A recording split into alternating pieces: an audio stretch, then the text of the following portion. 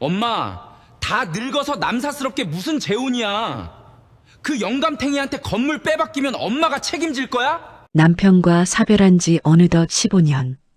영숙 씨의 지난 세월은 그야말로 피눈물로 얼룩진 전쟁터였습니다. 남편이 남기고 간 노름빚을 갚기 위해 새벽에는 식당 주방 일을 하고 낮에는 시장통에서 몸이 부서져라 일했습니다. 겨울철에는 손이 터져 피가 흘러도 병원비 몇천 원이 아까워 빨간 약 하나로 버텼던 미련한 어머니였습니다. 그렇게 입는 것 아끼고 먹는 것 굶어가며 마침내 남들이 부러워하는 번화가의 4층짜리 상가 건물을 올렸을 때 영숙 씨는 이제야 부모로서 제 역할을 다했다고 믿었습니다. 내 자식들에게만큼은 이 가난을 물려주지 않아도 된다는 안도감에 홀로 거친 손을 어루만지며 눈물을 훔쳤던 밤이 수천 날이었습니다. 환갑이 훌쩍 넘은 어느 날 영숙 씨의 메마른 삶에도 기적처럼 따뜻한 봄바람이 불어왔습니다. 같은 사별의 아픔을 가진 인자한 성품의 남자를 만나 황혼의 로맨스를 시작하게 된 것입니다. 평생을 희생만 하며 살아온 영숙 씨에게 찾아온 마지막 행복이었습니다. 하지만 그 설렘은 채 한 달도 가지 못해 무참히 짓밟히고 말았습니다. 엄마의 재혼 소식을 들은 자식들의 반응은 축하가 아니었습니다. 평소에는 명절 때조차 얼굴 한 번 비추지 않던 30 중반의 아들과 딸이 소식을 듣자마자 득달같이 본가로 쳐들어왔습니다. 자식들의 눈은 분노와 탐욕으로 뒤틀려 있었습니다. 그들의 안면몰수 가시돋친 언행은 영숙 씨의 가슴에 대못을 박았습니다. 자식들은 엄마가 그동안 얼마나 외로웠는지, 앞으로 어떤 삶을 살고 싶어 하는지 따위는 안중에도 없었습니다.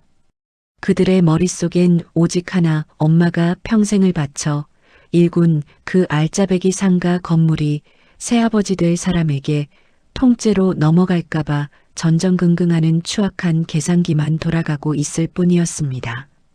자식들의 폭언이 거실을 가득 채우는 동안 영숙 씨는 아무런 대꾸도 하지 않았습니다.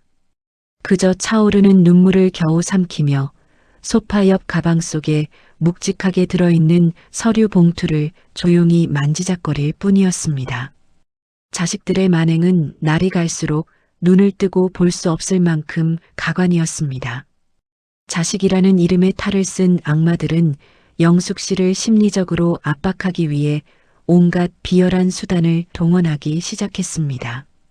그 첫 번째 타깃은 영숙 씨의 예비 남편이었습니다. 아들과 딸은 335 짝을 지어 예비 남편이 운영하는 작은 사무실로 대낮에 들이닥쳤습니다. 주변 직원들이 다 보는 앞에서 36살 먹은 아들은 대뜸 삿대질하며 고함을 질렀습니다. 야, 영감탱이야! 당신 우리 엄마 돈 바라고 접근한 거 모를 줄 알아? 다 늙은 노인네들끼리 무슨 연애고 재혼이야. 남사스럽게 우리 엄마 뒤에 4층짜리 상가 건물 하나 있으니까 그거 뜯어 먹으려고 침 흘리는 거잖아. 좋은 말로 할 때 당장 떨어져 나가. 안 그러면 혼인빙자 사기로 고소해버릴 테니까. 뒤이어 딸년 역시 팔짱을 낀 채 비아냥거리며 거들었습니다. 아저씨 양심이 있으세요? 그 건물은 우리 엄마가 평생 피땀 흘려 모은 거고 결국엔 우리 남매한테 올 유산이에요. 어디서 굴러먹던 뼈다귀가 숟가락을 얹으려고 해? 당장 우리 엄마한테 헤어지자고 문자 보내세요. 안 그러면 매일 여기 찾아와서 깽판 칠 줄 알아. 평생 곱고 정직하게 살아온 예비 남편은 자식벌의 새파란 아이들에게 입에 담지 못할 모욕을 당하며 묵묵히 고개를 숙였습니다. 영숙 씨는 이 사실을 뒤늦게 전해 듣고 가슴이 찢어지는 듯한 통증을 느꼈습니다. 내가 저런 괴물들을 낳았단 말인가.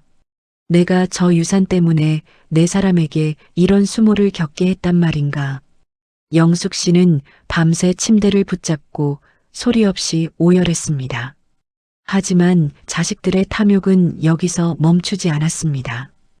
예비 남편을 협박해도 재혼을 무르지 않자 이번엔 영숙 씨가 혼자 있는 본가로 들이닥쳤습니다.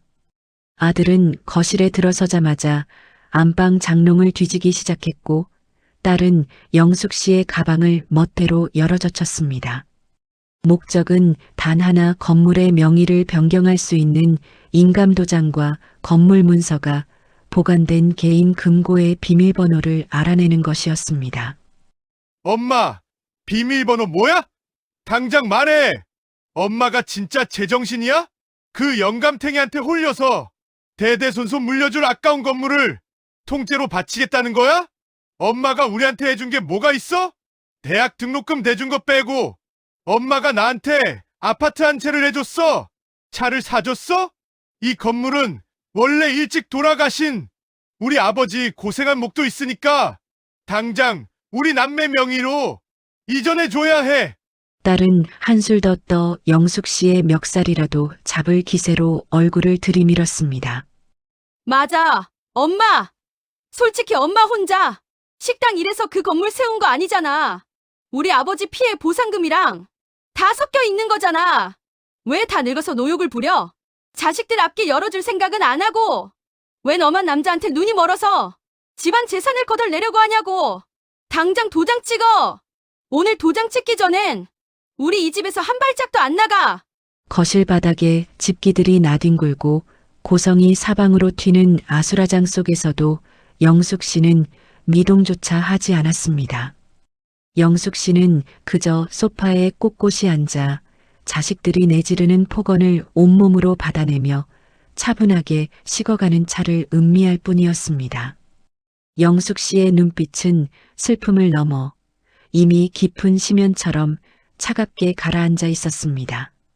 자식들은 소리 하나 지르지 않는 엄마의 모습에 결국 부모가 자식한테 지는구나 착각하며 자신들의 기세에 엄마가 완전히 겁을 먹었다고 믿고 승리의 미소를 지었습니다. 아들은 당장이라도 건물을 차지한 양 기고만장하게 소파에 깊숙이 몸을 묻었습니다. 영숙 씨는 천천히 찻잔을 내려놓았습니다. 달그락거리는 작은 소리뿐이었지만 이상하게도 그 순간 거실 안을 가득 채우던 자식들의 고성이 거짓말처럼 뚝 끊겼습니다. 영숙 씨는 가방 지퍼를 열고 묵직한 서류 뭉치들을 꺼내 테이블 위에 소리나게 던졌습니다. 타악하는 소리와 함께 자식들의 시선이 서류로 향했습니다. 당황하는 자식들을 향해 영숙 씨는 단 한 번도 목소리를 높이지 않았습니다. 그저 얼음장처럼 차갑고 단호한 목소리로 비수를 꽂기 시작했습니다. 너희가 방금 아버지를 운운하며 이 건물의 지분을 요구했니? 이거 똑똑히 봐라. 여기 이 서류가 바로 너희 아버지가 죽기 전 도박과 유흥으로 날려먹은 채무 변제 내역서야. 너희 아버지는 내게 재산을 남긴 게 아니라 이 건물 가치보다 더 큰 빚더미를 남기고 도망치듯 세상을 떠났어. 내가 밤낮으로 식당 주방에서 뼈가 으스러지도록 일하며 그 피눈물 나는 빚을 다 갚고 내 이름 석자로 당당하게 올린 게 바로 이 4층 상가 건물이야. 여기에 너희 아버지 몫은 단 1,000원 한 장도 없어. 아들과 딸의 얼굴이 순간 하얗게 질려갔습니다. 하지만 영숙 씨의 팩트 타격은 이제 시작일 뿐이었습니다. 영숙 씨는 또 다른 서류 한 장을 자식들의 코앞에 밀어붙였습니다. 그리고 너희가 그 사람을 향해 돈을 바라고 접근한 영감탱이라며 입에 담지 못할 모욕을 주었지? 잘 보거라. 이것은 그 사람이 내게 건넨 신뢰의 증표란다. 그 사람은 이미 본인 명의로 된 먹자골목의 3층 상가 건물을 나와 공동 명의로 이전 공증까지 마쳤어. 돈을 바라고 건물을 빼앗으려고 눈이 뒤집혀서 덤벼드는 추악한 인간들은 그 사람이 아니라 바로 내 핏줄이라는 너희 남매야. 생각지도 못한 거대한 반전에 아들과 딸은 서로의 얼굴을 바라보며 어쩔 줄 몰라 했습니다.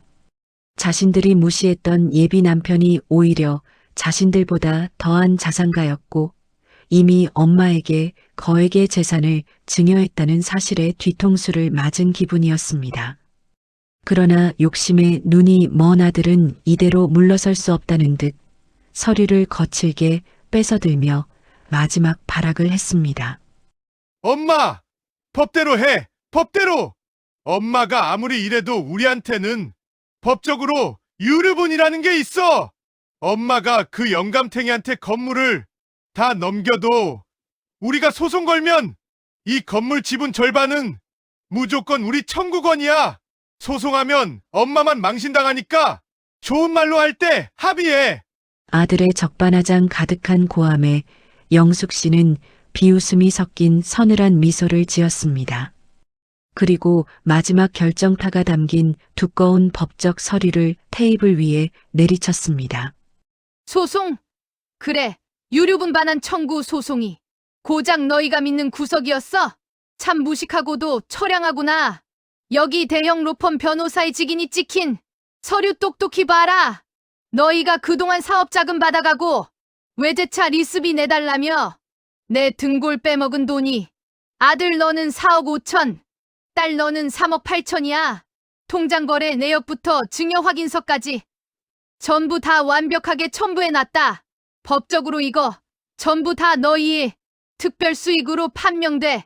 이미 너희가 미리 가져간 돈이 법정 유류분 한도를 넘겨버렸기 때문에 너희는 내가 이 재산을 누구에게 주든 단 한 푼도 청구할 수 없어. 착각하지 마라. 법은 너희 같은 불효자들의 추악한 탐욕을 지켜주지 않으니까. 완벽한 법적 논리와 들이민 증거 앞에 자식들은 단 한마디의 반박도 하지 못한 채 입을 벌리고 굳어버렸습니다. 영숙 씨는 마지막 남은 일말의 자비도 없이 자식들의 숨통을 완전히 끊어놓는 단호한 통보를 날렸습니다. 오늘부로 너희에게 매달 나가던 생활비 지원은 전액 중단이야. 아들, 내가 내 돈으로 굴리던 외제차는 내일 당장 리스 계약 해지할 테니까 차 키 반납해.